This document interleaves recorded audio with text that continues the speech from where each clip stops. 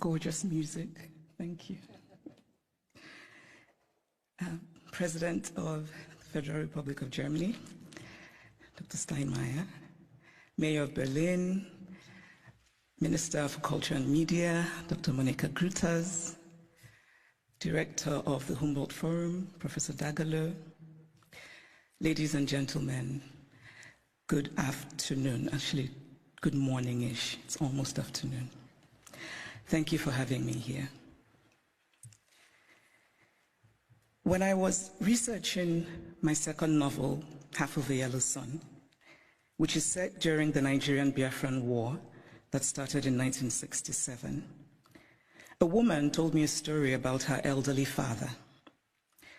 It was early in the war, and they were in their Biafran hometown, feeling relatively safe because the war seemed far away. Then suddenly they heard the loud, terrifying sounds of bombing very close to them, and they knew that they had only minutes to leave their home and run into the interior for safety before the Nigerian soldiers arrived. The elderly father was a wealthy man, but the only thing he rushed to take with him was his ikenga, a piece of wood, a beautifully carved piece of wood. But it wasn't just a piece of wood. It was also the repository of spiritual meaning. The ikenga represented his chi, his personal spirit, as well as his ancestors, his guardian angels. I was struck by this story. This man, facing the possibility of never seeing his home again, chose the thing that mattered most to him. Of course, he cared about his material possessions, but he believed that those could eventually be replaced, while his ikenga was irreplaceable. There are ikengas in various museums all over the world today, and it is easy to forget as we stare and admire them behind cold and clinical glass barriers that these are objects that are religious, spiritual, sacred. Art lives in history, and history lives in art. Much of what we call African art are also documents that tell stories.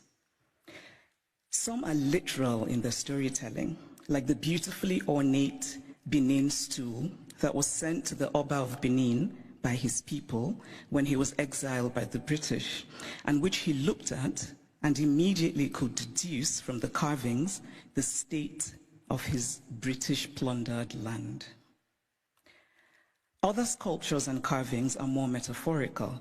They speak to the dignity of a people, to their worldview, to their aspirations. Some of the early Christian missionaries across the African continent were very keen on destroying African art. Carved African deities, which they told the Africans were just magic. I cannot help but wryly wonder what could be more magical than the story of a man who dies and then magically rises again, a man who also manages to magically give his body as bread. And I say this, by the way, as a newly returned Roman Catholic. The point is that belief systems vary, and as long as they feed the spiritual needs of a people, they're valid. We cannot be dismissive of a belief system merely because it is unfamiliar to us, just as we cannot be dismissive of a history because we are uncomfortable with it. So I'd like to tell a small story about a Nigerian woman who's married to a Belgian and has lived in Belgium for many years. She said once that she was shocked that her son, while being taught Belgian history, was taught nothing about Congo. They teach my son in school that he must help the poor Africans, she said, but they don't teach him about what Belgium did in Congo.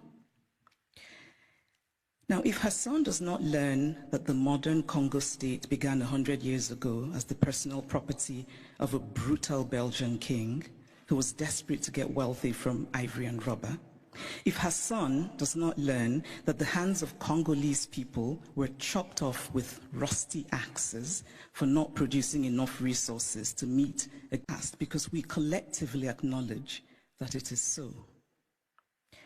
It is not that Europe has denied its colonial history. That would be too crude. It is instead that Europe has developed a way of telling the story of its colonial history that ultimately seeks to erase that history.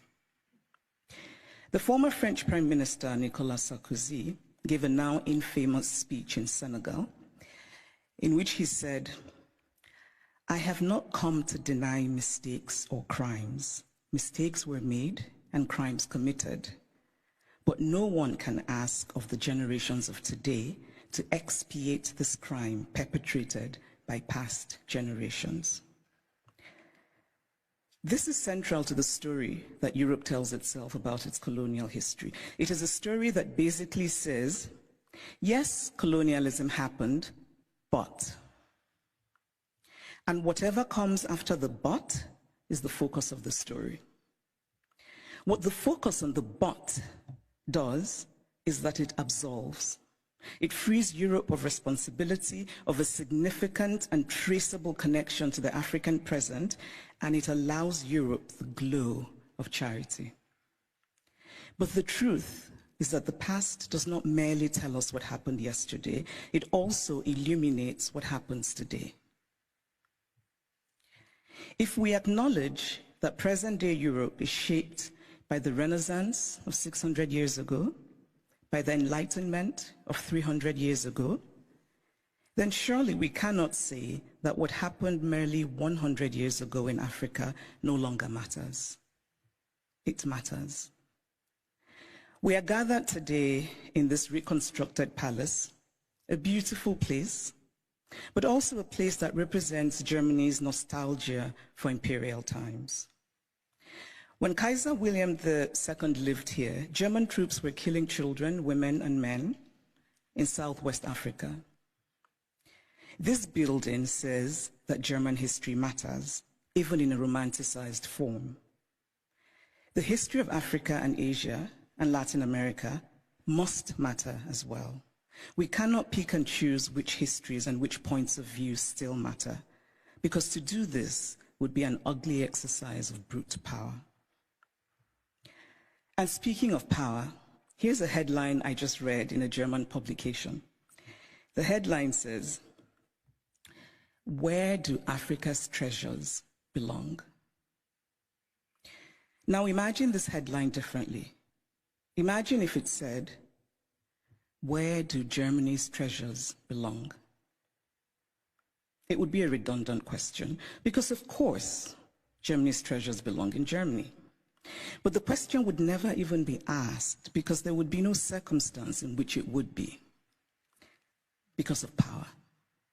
And so it seems to me that what we are fundamentally grappling with in this space, in all of these questions about the Humboldt Forum, is power. Unequal power, how we navigate unequal power relations. And there's always been, to me, something shabby about unequal power relations. The victory feels colorless, almost unearned.